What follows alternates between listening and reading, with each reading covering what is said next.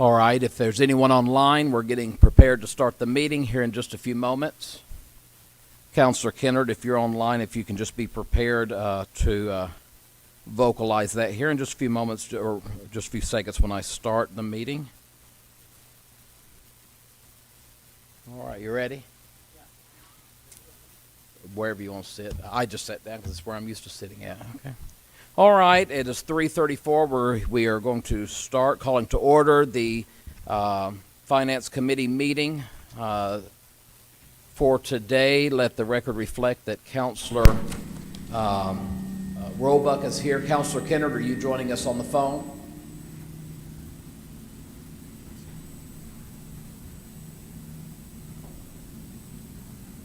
Counselor Kennard, if you're on the phone, if you could unmute and let us know you're there.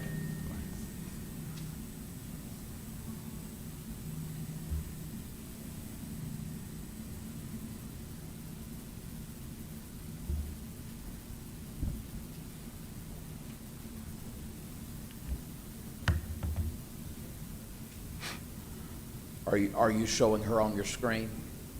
She's showing here, but she's muted. Still showing you muted, Counselor Kennard.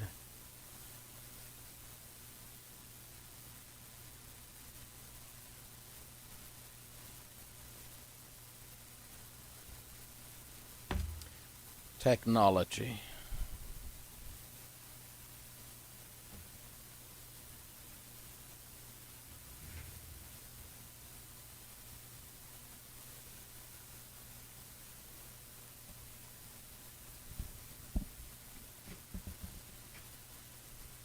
Let's try once again here. Counselor Kennard, if you can hear me, we have called the meeting to order at 3:34. If you're online there with us, can you unmute and let us know that you are present? Trying to log back on. Give her just a moment then.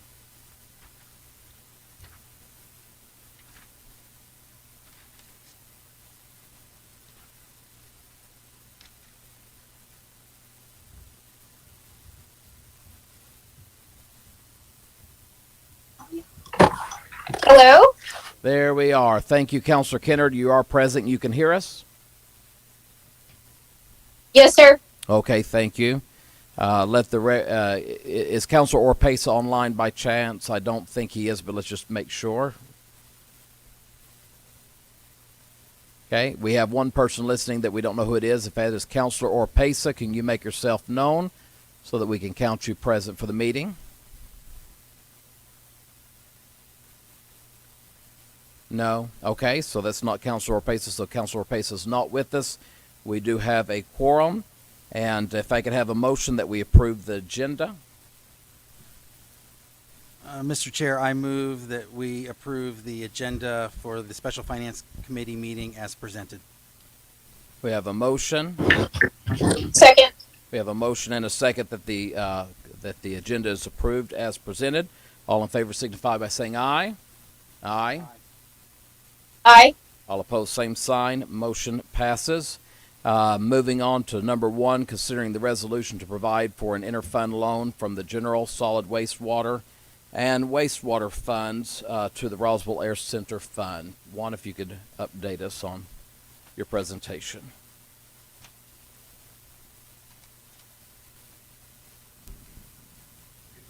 Go ahead. Okay.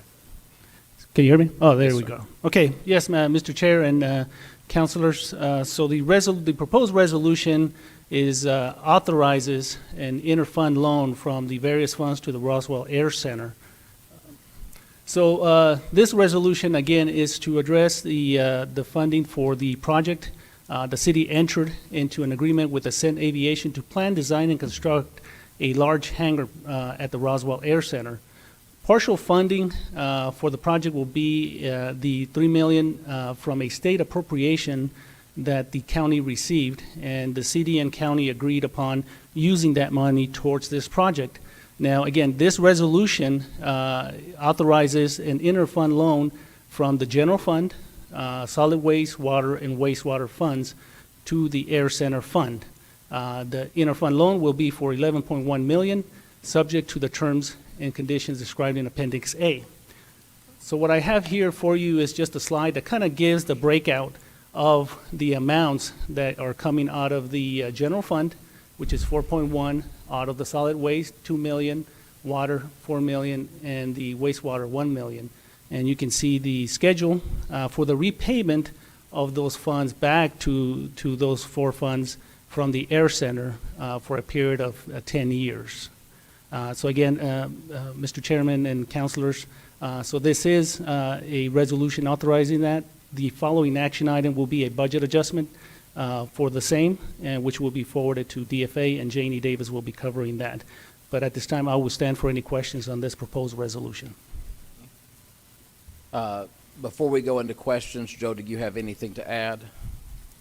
Yeah, and I expect, Mr. Chair, committee, I expect this will be a question that's going to get asked, so I want to make sure I cover it now, and I'll cover it as often as I have to. This money that we are moving into this fund so that we can cover the cost of the improvements on the property, these are unrestricted funds that were just sitting in the bank. And so they weren't committed to anything yet. That's what the term unrestricted is. So we're bringing all these dollars together in order to prepare for the expenditure of the improvements for this property to bring Ascent Aviation to the city of Roswell with 360 jobs.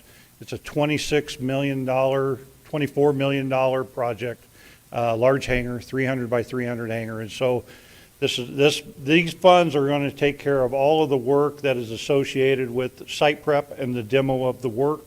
But I want to make sure you understand that these monies were not committed to other sources. They were money that we had in the checking account, essentially.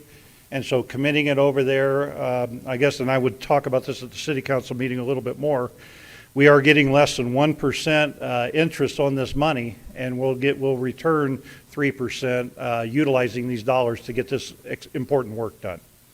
I'll help with any questions that you have on this project. Okay, there have been some concerns that have been brought up in public that I just want to address a couple of them. Number one, I know the answer, of course, but who's repaying this loan? Who's going to be bringing this money back into the coffers? Mr. Chair and councilors, so again, as identified in the resolution, the Air Center, once it receives through the other revenue streams, like for example, the lease agreement with Ascend, those revenues will be coming back to these four funds for repayment on an annual basis. And the schedule does provide there for the dates of where we will be transferring that money back. So even in our budget, we will be budgeting that transfer coming back to those funds for the next 10 years, as illustrated on the schedule here. Okay, and also, does this intergovernmental loan does it jeopardize our water fund? Does it jeopardize our wastewater? Or any of those funds, are they jeopardized? Are people under any kind of concerns about Mr. Chair and councilors, know that, and as Joe mentioned, these were funds that were already in the fund as unrestricted. It doesn't have any significant impact to those funds. We're continuing to operate, and we'll be able to provide for the annual operating expenses for the personnel. So again, we did do an analysis to make sure that we have the ability to transfer some of those resources. That's why there's different levels of funds that we're transferring from each of the funds there. And I'll drive it a little bit farther with that as well too. So we have enough money in every one of these accounts to cover all of our current obligations and any future obligations that'll occur within reason. Again, we can't predict another COVID related emergency, but these monies, we have enough money within our accounts to cover all of our anticipated emergencies for this year and next year, and that's why I made sure that everybody understood these are unrestricted funds. Absolutely. Let me go to our other committee members to see if there are any questions. Or Councilor Roebuck. Thank you, Mr. Chair. The question has come up. I know I've talked to this a little bit with you, Joe, but if you could just elaborate for me on the timing of this request from staff. Certainly. Obviously, I think that there's a lot of support from a lot of people, not only in the city, but the county, EDC, the state, the governor, for getting this Ascent project finished. Can you explain to me how the timing of this came Certainly. about? Yeah, and I'm going to give you the Reader's Digest version because we'll talk about it at the special That's council fine. meeting as well too. But essentially the timing has been predicated by the business themselves, the Ascent Aviation. So back in January, we were having conversations, and that is why we ended up starting the demo even before the groundbreaking ceremony that we held on February 12th. The business said, we have these financial covenants within our loans that we have to do in order to build the building that we need to be under demolition or construction, whatever you want to call it, before the end of February. And so that's why we ended up starting the demo. In a meeting as of February, we were meeting with the business every Friday, and so it was the week before the mayor called the special city council meeting. There was a request there that they said, well, can we get a not to exceed lease done in order to assure my financial people that we have a deal and we're going to build a hangar. So that relationship there, we ended up getting them a not to exceed number in that week. And again, as a representative of the city council, I said our next city council meeting will be March 10th. And he says, that's too late for what I need. And at that point in time, then we were already beyond the February 10th meeting, so we missed that meeting. We had the March 10th as the next meeting, and so we split the baby, and the mayor ended up choosing February 24th as that date in order to have these conversations based upon what the needs of the business are. And so that's how we got to what some consider the speed of this. I mean, this is a 2-year deal coming to the end of the tunnel. And so hopefully that answered what you were having. That's why we're having the conversation today. Let me say one thing, not in a correction, but just maybe to help people to better understand. This special meeting was actually called because we have statutory requirements when it comes to a city clerk, and we're getting into elections, so we have statutory requirements for the council to take care of that previous to these elections taking place. So the special meeting was actually called for that purpose, and there's nothing that keeps us from putting additional items on that. So it's not, in any discussions that I've had, any kind of determination to try to ramrod anything through quickly. This has been in the works for some time. This company has recognized that they've needed this information for. Mr. Chair, thank you for that clarification. That is correct. Yes. So that's what, Councilor Roebuck, do you have more? That's all I have right now. Councilor Kenner, do you have any questions, concerns, thoughts? Yes, sir. Thank you. I had a constituent call me and wanted to know, have we, or, well, I guess she's talking about us, has the city ever done this before in providing a loan to a private entity? Mr. Chair, committee members. That would be my first question. Counselor, yes. First off, it is not a loan to the private business. This is an inter-fund loan, so it's essentially a loan from our enterprise funds and our other funds to the Air Center to complete this work.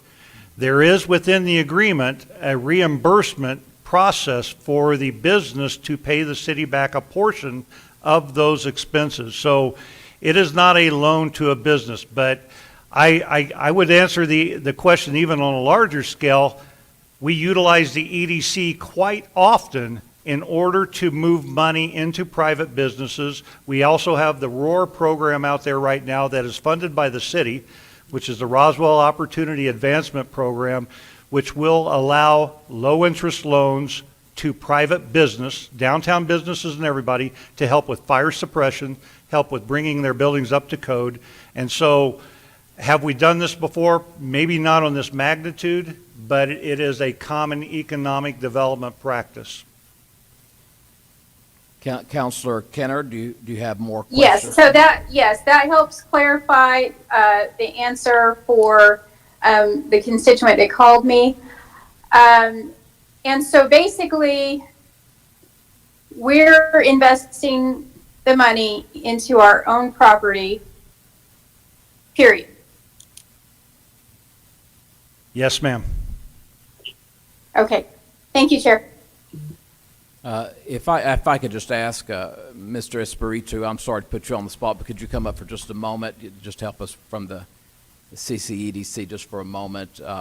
With the ROAR program especially, just if you could just help maybe some folks that may need clarification of the practice of doing these kind of things with economic development. Mr. Chairman, councilors, thank you. So this is another economic financing solution to help companies get over the hurdles of financing an opportunity like this for a community. It's not unusual to do things differently to help accelerate the job creation and economic opportunity that's going to help our community grow. Another similar type of financial solution are IRBs, and you're familiar with those. We do the same thing. We although the risk is greater because it's on the client in this regard, we still, as a municipality, grant the authority to accept land ownership and provide a relief from property tax through that IRB. So it's another solution.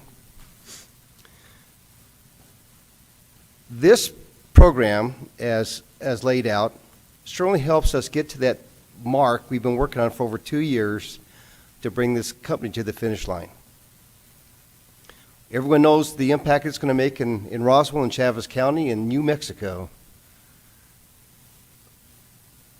What sometimes we forget is our world's been under siege for the last 2 years. Staffing shortages, supply chain, cost of raw materials, and the production of those have changed the way businesses do business. Has it impacted this opportunity, this project? Absolutely. However, as you know, we are saving funds because at one time this started out to be a $20 million project, right, City Manager?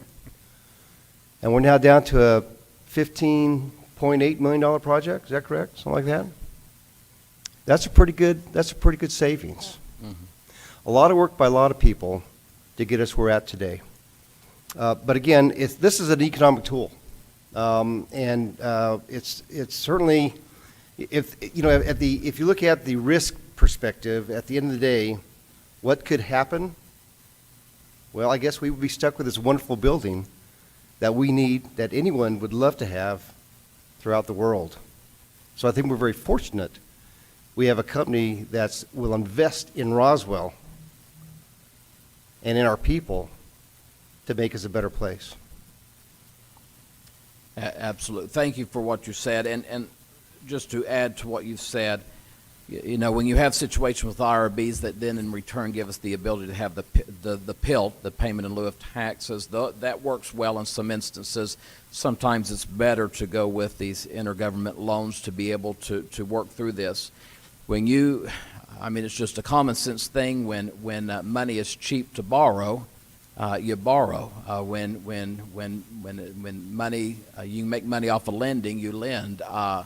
3% for within a governmental contract of any kind is pretty substantial compared to what we've seen in the past with several things that we've had. So I just want to make sure that people understand clearly that this is not, we're investing in jobs, but every dollar that's going into this project is on our taxpayers' land. It is on their land. And we're not looking at another situation like the bus company. We're not looking at something else that we're going to be tied in and somebody's going to sit on, and I'm not trying to accuse anyone, but for tax write-offs or whatever it is, we're not looking at another situation of having a massive warehouse or a massive hangar that's just going to sit there for years. I've as long as I've been on the council, that there's just nothing happened out there at that bus plant. And I think that, if we could go back, we'd change a lot of the ways we're doing things. And I think that through that learning curve from what happened way back when with that, we have chosen to do things on a more conservative, a more fiscally responsible way of handling this. And this allows for us to invest into our infrastructure, invest into our property, and not only that, but get a return on it. And not just from a financial end on that, but what it's going to do for our school system, because now you're going to have, if you have 350 more jobs that come in, those are going to be 350 families. That's going to be, if just half of them have children, that is a strong benefit to the independent school district. We, of course, know the trickle-down effect of what that's going to do just within GRT of those folks living here, just within property tax of people living here, just within their investments that they will be making into this community, whether it be through eating in restaurants or whether it be shopping at our stores. That gives us more finances to be able to fix roads with, that gives us more abilities. This is an amazingly long-term investment, which is the surprising thing about it is we're not looking at 11.1 that we're going to see a return on in 40 years. We're going to see an immediate return on this through job creation and through GRT and through property tax as that comes about. But then on top of that, we're only looking at, 10 years for this to come to completion with us with the 3% interest. So this is a win-win for this community. I'm sorry that some folks feel like, as I've had a couple of phone calls, but let me say, for every phone call that I've received, for all but one, once it was explained, the people understood and recognized and became very excited about what's going to be happening in Roswell because we've chosen to go this route. I just want to make sure that people understand, really, there's other ways of doing this. We can, in all reality, with our property, we can go out and we can take from the reserves of the water department and we can go put it in those water lines. We can go do that. We can put in the wastewater. We can go put in concrete. We can go put in curbing. We can go we can go do all of this and not expect any repayment whatsoever, because that is our property and we need to be fixing things within our property. We're not only getting things done, but it's getting done and someone's going to pay us back to have this done. So I just wanted to make sure that that was readily understood there. Councilors, are there any other thoughts before we vote? Mr. Chair, thank you. No, sir. Mr. Chair, just I do want to emphasize, too, the confusion about that. This is not unlike the work that we did out there with Red Mountain Arsenal. Correct. Where we have a particular piece of property. The city footed the bill to upgrade that property to a place where they could use it. And then the city recoups that money through the lease. There certainly was a risk in that. Red Mountain Arsenal could theoretically go out of business at some point, and then it'll be imperative to the city to figure out how we continue to recoup that investment. This obviously is a factor of 15 or so from what we put into that building. But also, too, based on any common sense evaluation of the aerospace industry and the need for hangars around not only our state, around the country, and around the world, this is a pretty darn good, I think, a pretty safe investment. So, but what we are doing is we are investing in our own city-owned property that we will be leasing. And that is our plan to recover the investment is through the lease. I yield. Mm-hmm. All right. Councilor Kenner, did you have anything else to add?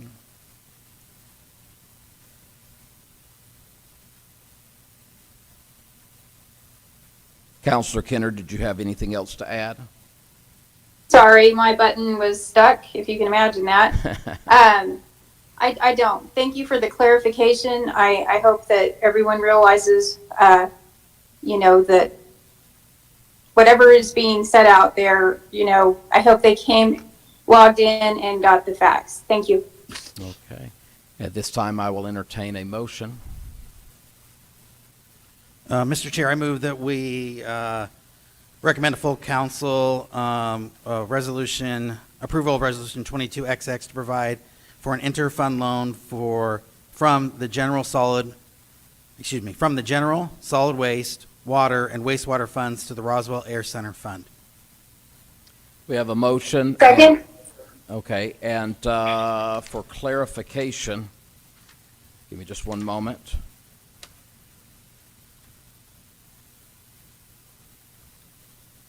For clarification, this is Resolution 22-12. I know it says XX, but it's 22-12 that is being put forth. I just want to make sure and get that clarification. We have a motion and we have a second that we send to full council the recommendation to approve Resolution 22-12, which would provide for an inter-fund loan from the general fund, solid waste fund, water and wastewater funds to the Roswell Air Center Fund, not to exceed the 11.1 million.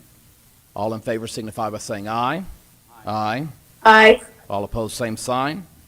Motion passes. Moving to Resolution 2213, which allows us for the budget adjustment to do so. Ms. Davies.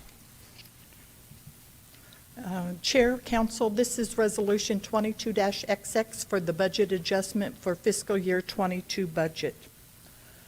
The proposed budget adjustment resolution authorizes transfers out from the general fund, solid waste, water, and wastewater fund to the Air Center Fund. Transfers out to various funds is 11.1 million, and transfers into the Air Center is 11.1 million. There's the exhibit. I stand for questions. Any questions, comments from committee members? Councilor Kennard, anything? I guess just one thing maybe would provide some more comfort, and it might have been on the previous screens, but it's hard for me to see.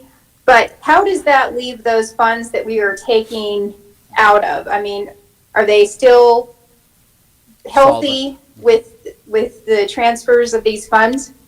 Yes. Ms. Davies, those funds are still solvent. Those funds are Yes. still. Yes, very. All right. I have discussed it, Councilor Kennard, I've discussed at length with Ms. Davies and with Mr. Fuentes, and looking at the information, I'm rather confident that those funds are in very good shape, and we've done a lot of work over the last 2 years to not only keep those funds in shape, but also to put 3/12 into the coffers, so we're going to be just fine. Thank you for the clarification. Okay. All right. You don't want to just stay up there and talk anymore? Yeah. I would like you to vote. Okay. I will entertain a motion. This is 2213. Mr. Chair, I move that we recommend to the full council approval of Resolution 2213, approving budget adjustments for fiscal year ending June 30, 2022. Second. I have a motion and a second to present to full council recommendation to approve Resolution 2213, which approves the budget adjustment for fiscal year ending June 30, 2022, with the department attached within the abstract and within the resolution, equaling 11.1 million. All in favor signify by saying aye. Aye. Aye. All opposed, same sign. Motion passes. As I look at our agenda, that's all we have for the Finance Committee. Councilor Stubbs is about to start her legal committee meeting, so she'd like us to get out of the way. So we will call this meeting adjourned at 4:02. Thank you.